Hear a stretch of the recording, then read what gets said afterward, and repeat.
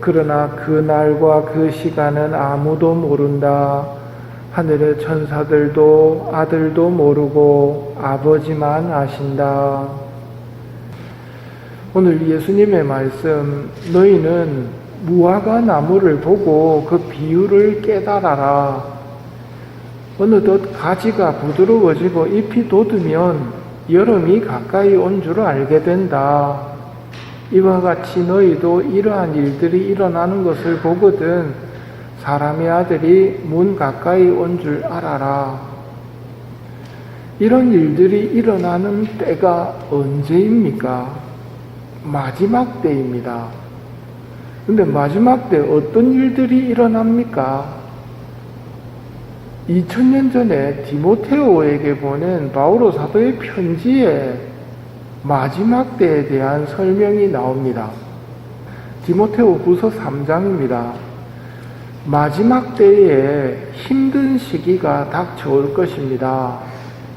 사람들은 자신과 돈만 사랑하고 허풍을 떨고 오만하며 남을 중상하고 부모에게 순종하지 않으며 감사할 줄 모르고 하느님을 무시하며 비정하고 매정하며 남을 험담하고 절제할 줄 모르며 난폭하고 선을 미워하고 배신하며 무모하고 교만하며 하느님보다 쾌락을 더 사랑하면서 겉으로는 신심이 있는 체하여도 신심의 힘은 부정할 것입니다.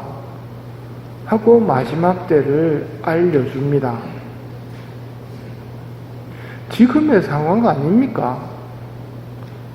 이게 마지막 때라면 우리는 어떻게 해야 할까요? 오늘 알렐루야가 정답을 알려줍니다. 너희는 사람의 아들 앞에 설 수 있도록 늘 깨어 기도하여라. 이게 정답입니다. 사람의 아들 앞에 설 수 있도록 늘 깨어 기도하여라. 이렇게 사람의 아들 앞에 설 수 있도록 깨어 기도하는 사람은 세상만 바라보지 않습니다. 회개란 방향을 바꾸는 일이기에 회두라고 부릅니다. 이 세상만 바라보던 우리 시선이 영원한 하늘나라로 바뀌는 것이 회개입니다. 그러기에 회개의 가장 대표적인 모습은 기도하는 모습입니다. 기도는 하느님과 하느님 나라를 향하기 때문입니다. 눈에 보이는 세상은 사람의 아들이 큰 권능과 영광을 떨치며 구름을 타고 오면서 끝이 나고 영원한 세상이 시작됨을 말씀하십니다. 하늘과 땅은 사라질지라도 내 말은 결코 사라지지 않을 것이다 하고 보증의 말씀을 주셨습니다. 그러나 그 날과 그 시간은 아무도 모른다. 하늘의 천사들도 아들도 모르고 아버지만 아신다. 하느님 외에는 천사도 인간도 알 수 없는 시간이지만 하느님과 기도하며 사는 사람은 걱정할 것이 없습니다. 이미 하느님과 함께 하기 때문입니다. 그런데 신부님, 제가 기도를 잘 못합니다. 형제님, 그건 형제님만의 문제가 아니라 우리 모두의 문제입니다. 이 문제를 어떻게 교회는 해결합니까? 기도하면서 해결합니다. 지난 연중 32주간 영성체 후 기도가 뭐냐면 저희에게 성령을 보내시어 성령의 힘으로 저희의 삶을 변화시켜 주소서 하고 일주일 동안 기도했습니다. 기도를 못하는 우리를 위해서 기도를 한다는 말입니다.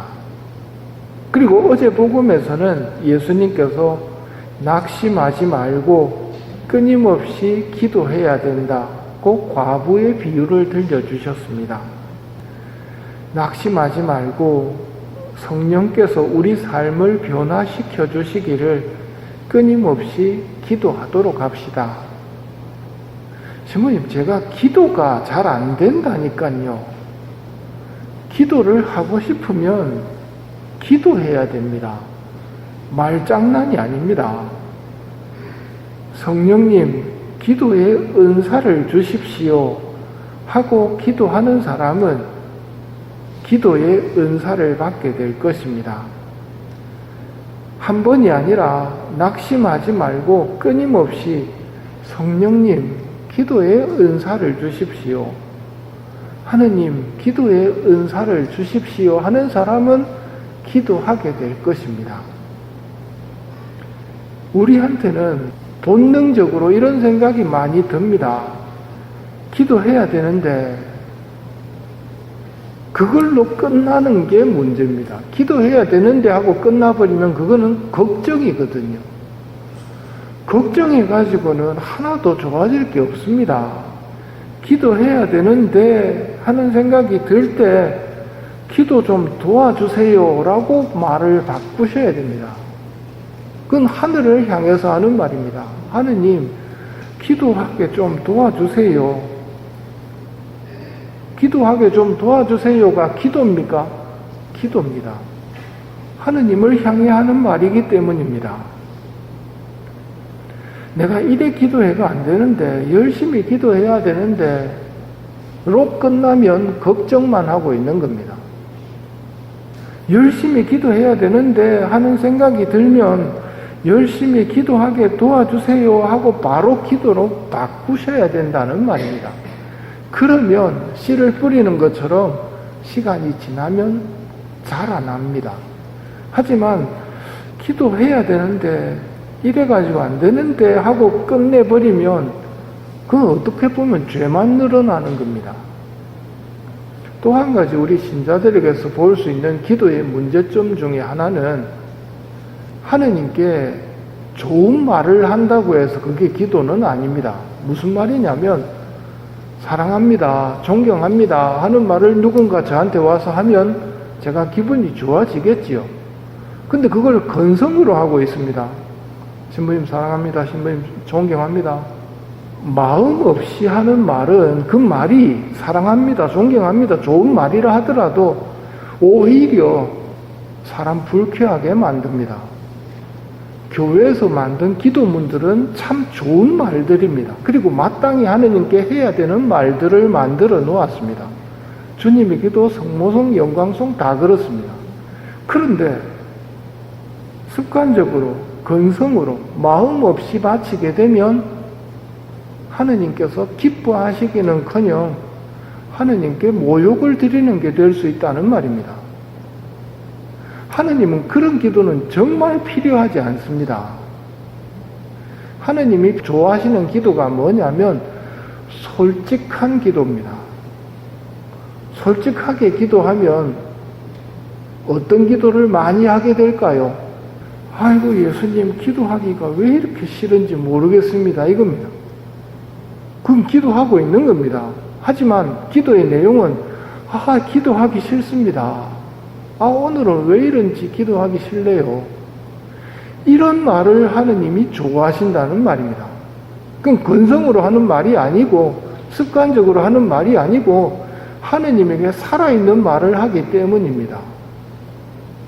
기도해야 되는데 라는 생각이 들 때 기도 좀 도와주세요. 기도하기가 왜 이렇게 싫은지 모르겠습니다. 저 좀 고쳐주세요. 의사이신 예수님께서는 고칠 수 있는 분이거든요. 저 기도하기가 싫습니다. 기도 좀 하게 고쳐주세요. 이런 기도를 예수님은 좋아하신다는 말입니다. 기뻐하신다는 말입니다. 기도 걱정을 하지 마시고 기도를 하십시오. 도움을 청하시고 고쳐달라고 부탁을 하십시오. 지금 가장 큰 기도인 미사에 참여하며 기도의 은사를 하느님께 청해 주십시오 하고 연옥 영혼들에게 부탁합시다.